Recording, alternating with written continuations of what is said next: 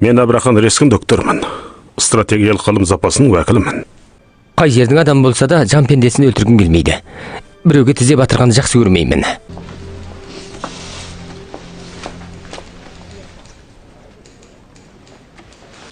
Осында күтедір. Не болды? Осында күтсең болды. Әскерге қатынасу тізімдеген өтірік жазу заңға қайшы.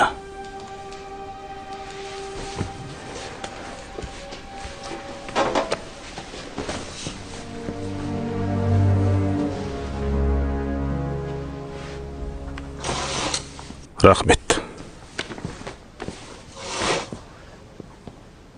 Сонда шетелге барып нацистерді өлтіргің келе ме?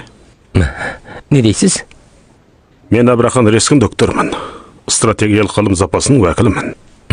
Стефан. Қайдан келдің? Қанышайым районы 70-ші нөмірлі көшемен Утоба даңғылында тұрасың ба? Мен бұрын Германияда тұрғам. Қорқып қалдың ба қалай? Жоқ. Қайдан келдің? Рогерис? Нью-Хейвен? О, әлде Паламостан келдің бе? 5 рет әскери қатынасамын деп 5 қаланы жазыпсың. Мұрағатты қате алған сияқтысыз. Сенің өтінішіңе қызығып тұрған жоқпын. Қайта сен 5 рет өтініш жазған екенсің, сөзіме жауап бермедің ғой. Нацистерді өлтіргің келе ме? Бұл сынақ ба? Иә. Қай жердің адам болса да жан пендесін өлтіргім келмейді. Біреуге тізе батырғанды жақсы көрмеймін.